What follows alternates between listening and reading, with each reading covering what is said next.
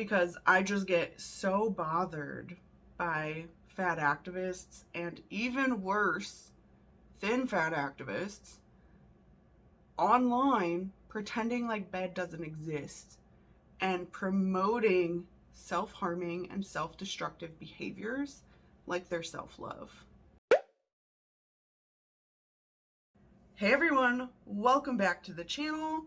My name is Sam. If you are a returning viewer, welcome back. I am so excited to have you here again with me this week as we get into the shenanigans. I hope you're ready. If you are new here and this is the first time you are seeing my face, welcome. I make weekly videos dissecting internet nonsense, so if you're into that type of thing or you like today's video, I hope that you'll consider liking and subscribing. It really helps out the channel and make sure that you never miss another upload from me. Today, I want to talk to you guys about some new research that I found relating to binge eating and binge eating disorder. I found it in a New York Times article and it had it right there in the headline, and so I had to click on it and read through, and it was too interesting to not share it with you. So we're gonna do that today, but before we get into the article, because for some reason in 2023, the internet algorithm gods have found that we shouldn't be talking about EDs in general. They'll have fun names throughout this video because I am not trying to get demonetized, while still bringing attention to a problem that is afflicting a lot of people. So you'll hear me talk about bed. You'll hear me say AN or AN when I'm talking about this disorder. You'll hear me say restrictive ED, in which I'm also talking about AN. I'll use those a little bit interchangeably. And then of course we'll have bull. Isn't that fun? We have to have these fun nicknames because apparently we're not allowed to talk about it, and your girl ain't trying to get demonetized. So without further ado, let's get into today's video. So if you don't know, if you haven't been here since the start of my channel, or you haven't watched one of my previous videos where I've talked about it, I do have bed, and I have been actively, I've been diagnosed and actively working against it since about 2020. It's been about 2 years, maybe a little under 2 years, because that was when I finally realized, like, I need help. This thing that I'm doing is not normal, and I need someone to tell me what is happening. It's a really tricky disorder. I don't fault people who have never dealt with or lived with someone with bed for not understanding it, right? It seems like something that you should just be able to talk yourself out of. Your logical brain should kick in at some point, but what I'll have you do is just imagine this. If it's helpful to you, close your eyes, but I'm gonna walk you through what it's like to have binge eating disorder. If you've never had BED or been around someone who has, imagine yourself in this place. Your brain is hyperfixated on one of your favorite foods or meals. No matter what you have planned for your day, this is the only thought at the forefront of your mind. You feel ashamed, so you find time to be alone, staying up later than your family, on your drive home from work, waiting until your husband leaves for work or goes to bed. It doesn't matter as long as you're alone. Then it is just you and the food you've been fixated on all day, or for multiple days if you were able to stave it off prior. You know you shouldn't eat it. You feel immense guilt, but something comes over you, a compulsion, and you eat the entire thing, even if it makes you feel full, overfull, even if it makes you feel nauseous. And once you've finished eating the entire meal, you have immediate regret and shame. You don't want anyone else to know, so you hide the evidence deep in your trash can. Or, as in my case, you take the trash out before your husband returns home, or you simply dispose of it before you get home on your ride from work. People with bed often get into a cycle where they will try to stop the binging behavior, promising to change their lifestyle overnight, making goals for themselves. No more fast food, no more soda, no more of my trigger foods in the house at all. They'll do okay on a diet plan until the next wave of the compulsion hits, and then the cycle will repeat itself. This is what bed looks like for a lot of people, and this is what it looked like for me when I was in the height of it all, eating binge meals and hiding them, right? And it's a cycle, like I mentioned, and it's a cycle that makes you feel hopeless. It makes you feel like you can't break it. You can't tell anyone because no one else in the world would possibly understand what you're going through. And that's why articles like this intrigue me. It's the reason why I clicked on it when I saw bed in the title, because it's interesting to me to see that they're putting more information out about it. There's more research being done. And honestly, seeing it in places like the New York Times means that people are acknowledging that it's a real issue. Bed has been listed in the diagnostic manual for more than 10 years. And still, many people, including health professionals, don't know much about it or don't know about it at all. It is one of the most under-recognized EDs, and that is what led this author, Danny Bloom, to write this article. One of the first statistics she shared in this article actually blew my mind. And I had a hunch that this could be the truth, and I have said as much in previous videos on my channel, but I've not had data to back it up until this point. She shares that bed is the most common ED in the United States. And the people who deal with or diagnosed with bed are more than double those diagnosed with Anne or Bull. Was anybody else blown away by that? Like, it almost feels like it doesn't need to be studied. It didn't need to be said. We could feel it, right? We can see it everywhere we look, especially in 2023 when we're at the height of this like fat acceptance, fat liberation movement. A majority of people in the US are overweight or obese. It doesn't seem like we should need research to tell us this. But honestly, seeing it in print was like a breath of sanity had been breathed into me and into my channel, right? Finally, some data to back up that hunch that I had had. Before I continue on, I will be honest with you guys. The rest of that New York Times article, I mean, it's fine.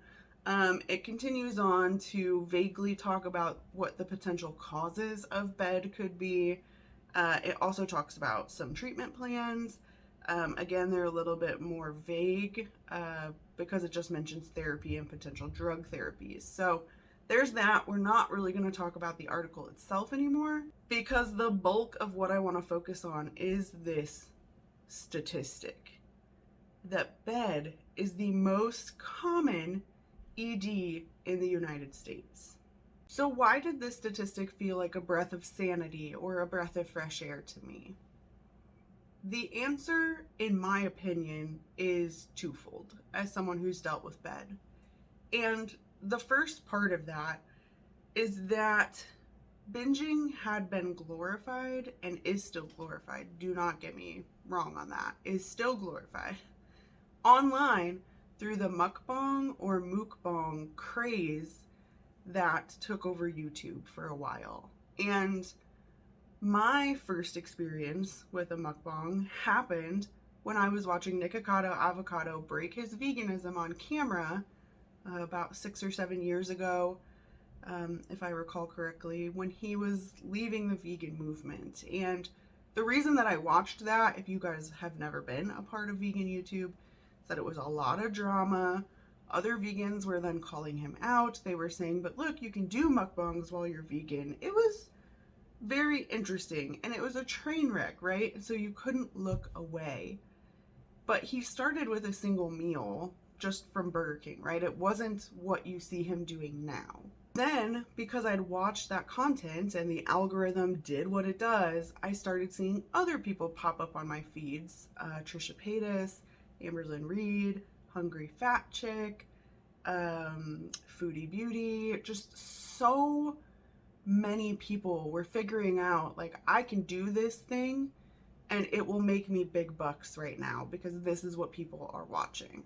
It was so widespread that even fitness creators were jumping on doing like 10,000 calorie or 20,000 calorie challenge cheat meal videos. Because again, it was making people really big bucks.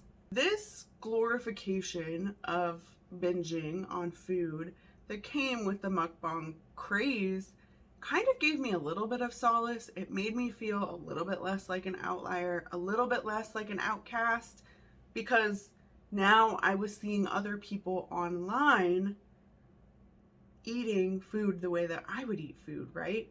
But what I couldn't understand was that they didn't seem to have the cycle that I had. They didn't seem to have the shame or the guilt because they're putting it on camera, right? I couldn't fathom why you would want to film yourself doing that, because when I was binging or going through those patterns of behavior, I was at a very low point, and I couldn't imagine having put it on camera for hundreds of thousands, if not millions of people to see, right? So there was that part of it. But then, because of the cycle, right, because of that guilt, because of that shame, you start to look for ways to change your life and make things better. And the mukbang community was getting backlash from the fitness community. And at the time that a lot of this was happening, there were still a lot of fitness, like diet culture, like super fad diet culture, and wellness influencers who were pushing back, and they were doing so with like fad diets, cleanses, detoxes, like things like that were still very, very prevalent. And when I was going through the cycle, and when many other people were probably going through the cycle of the like get back on track phase, these were the people we were looking to. The people who are promoting diet culture, right? Fad diet culture. Do these crazy things, do these crazy workouts, skip your meals, yada yada. And you know who the number one haters of diet culture are? The ones that you will inevitably find as you're cycling through this? Fat activists. How do you think so many people who have gone through this have ended up in fat activism? It's a part of this whole cycle. It's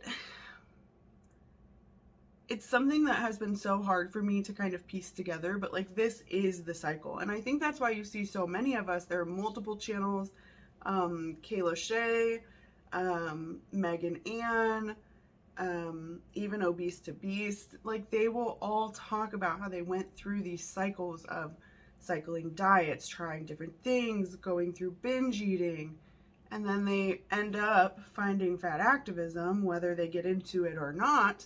This is how they've come across this movement. And fat activists are rallying against diet culture.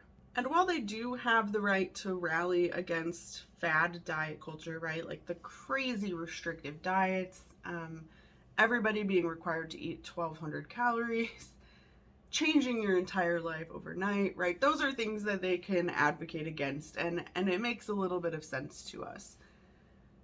But their refusal to recognize that you can make small changes to your lifestyle, that you can do it bit by bit to get yourself to a normal, healthy weight range, just outright claiming that it's impossible to lose weight or that it's unhealthy to lose weight intentionally, or worse, that it's natural to be obese or morbidly obese. All of these claims have just been out here muddying the waters, and they're getting worse as time goes on, especially for folks who are dealing with EDs. I want to look at Tess Holliday as a prime example of this. In 2020 or 2021, I'm sorry, I don't remember the timeline exactly, Tess Holliday went public, I believe, with a tweet telling people that she was struggling with an ED. And despite eating massive amounts of food on her social media platforms and her rapid weight gain, she actually announced that she was struggling with a restrictive ED, which made people very confused and outraged, rightfully so, that she would try to co-opt something that she was clearly not a part of, right? And it seemed like maybe she was doing it to be inflammatory, to gain some views and likes. It was really disingenuous. But for me, the real issue is that when Tess made this announcement, she created a really dangerous reality for herself, for her hundreds of thousands of followers, and for the public. I mean, she goes on the media trail maybe every 6 months or so to talk about dealing with a restrictive ED as a person who's overweight. And I say this as confidently as I do because by now we are well aware that for her to get her original diagnosis, she was actually told by her licensed dietitian, "I'm not licensed to diagnose you, but if I could, I would diagnose you with Anne." And since this diagnosis, I know that Tess uses her social media to talk a lot about the way that she restricts her food, how she doesn't feed her body or allow herself to eat. But then also from time to time, she still posts herself eating massive quantities of food.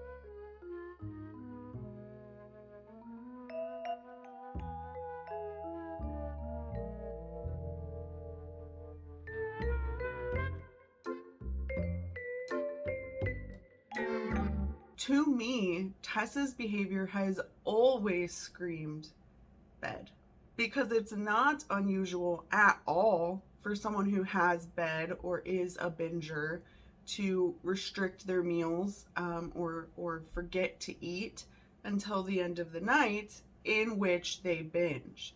And she has old content where she would say, well, I was only eating one meal a day, blah, blah, blah.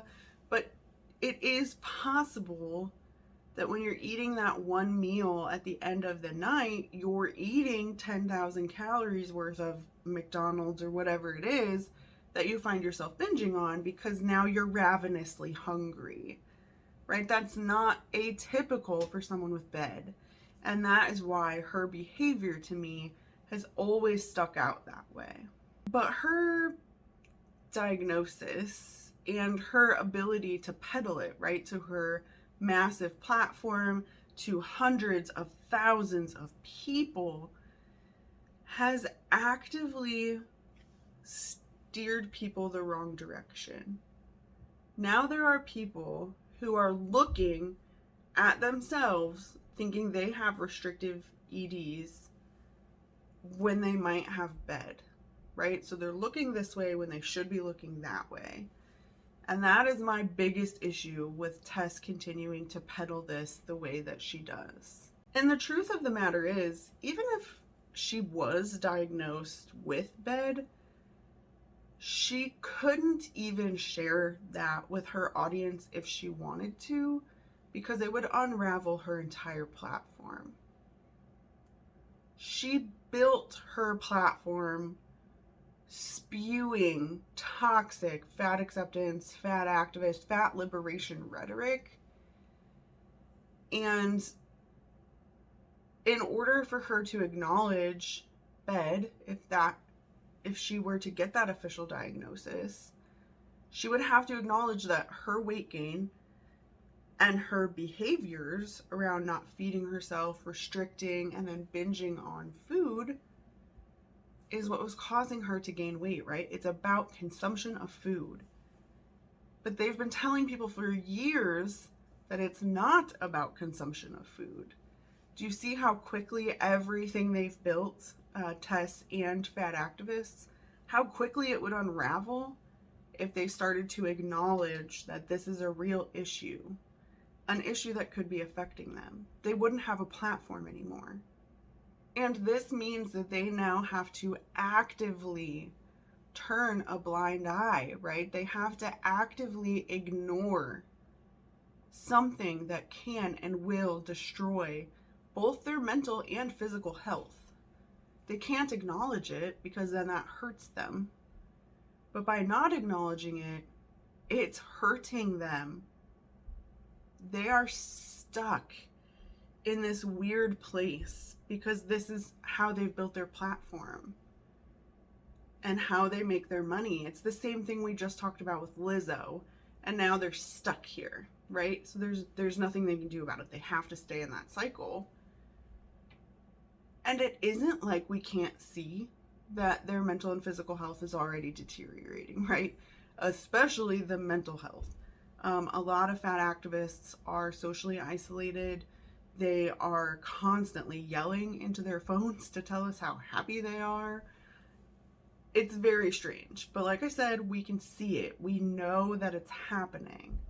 And the truth of the matter is that Tess was diagnosed by a health at every size dietitian, a thin woman who is a licensed dietitian but has only dealt with restrictive EDs in her lifetime, who either didn't know about or turned a blind eye to BED to point Tess in the wrong direction.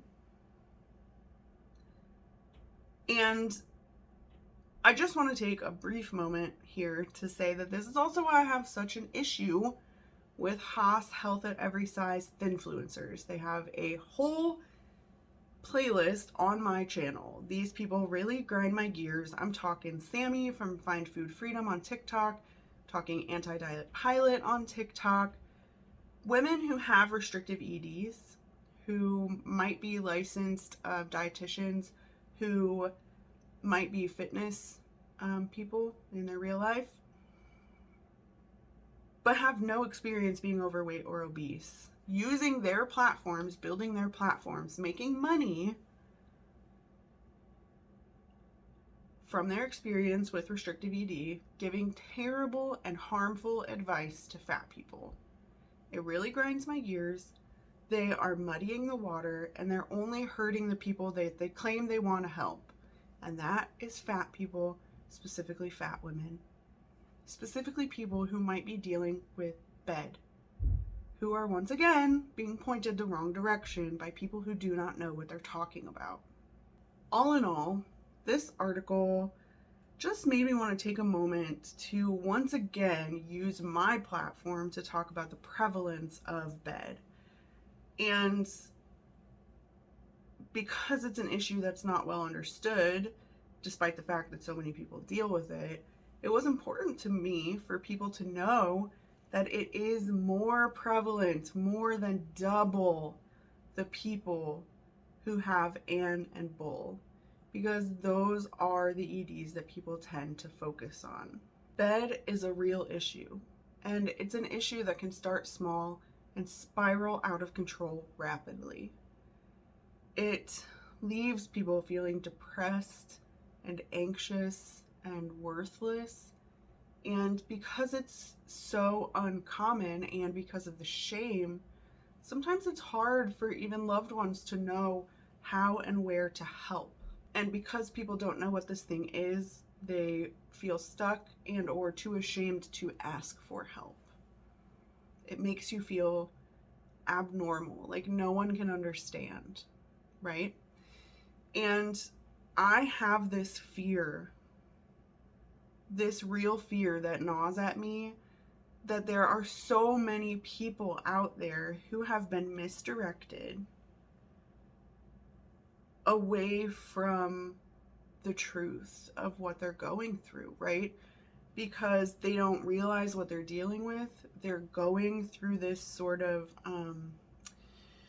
cyclical behavior, like the binging, the shame, the wanting to change your whole life, the diet culture, and then eventually they'll stumble across Tess Holliday or another fat activist who will further misdirect them and put them on the wrong path.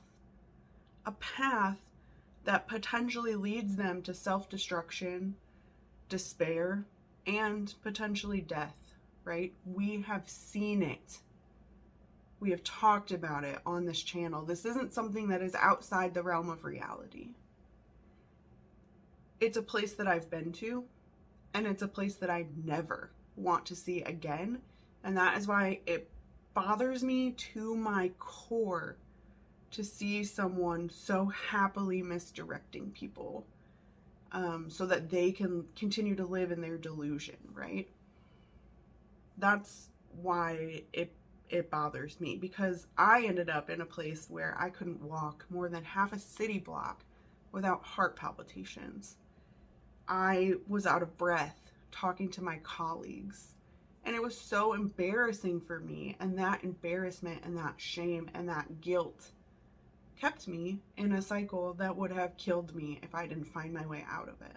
It's important for me to acknowledge that bed exists, and so that people know that it's possible to find their way out without partaking in extreme fad diet culture, right? That's not the way that you can get out of it.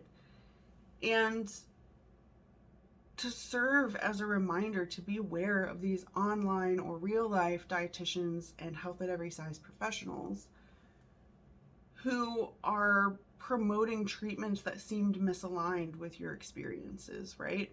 It's okay to ask questions. It's okay to be skeptical. Let your logical brain lead you the right direction. It's really the only way that you can get out.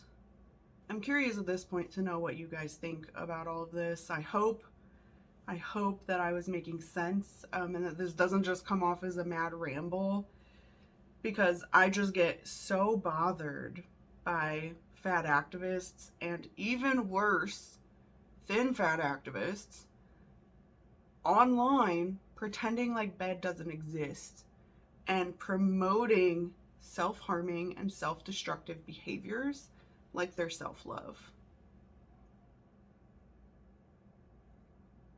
It makes me so incredibly angry. And it's the entire reason that this channel exists. What did you guys think about this New York Times article? Did you see it? Have you seen other statistics like this? I would be curious to know. I'm also curious, how many of you out there have someone in your life who has bed or another eating disorder? What's it like to live with that person or to help them? Did you deal with it? How did you seek help? I want this to be a place where people can share their experiences and help each other. And so far, I think we've done a pretty good job of building that community. I love hearing from you guys in the comments. You always share your thoughts. They're so thoughtful. They're so helpful.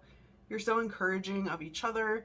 And I just really love that. So I would love for this comment section to be filled with helpful tips, tricks, even just how you found your way out or helped your loved one find their way out, so that if someone who needs help stumbles across this video, that will be there for them. Like, we will have built it together. That would make me really proud. You guys always make me really proud. You know I love to hear from you. I will be in the comment section after this video, so please share your thoughts with me. In the meantime, please take care of yourselves, because nobody else can do it for you. And as always, thank you for being here with me today. I will see you in the next video. Bye.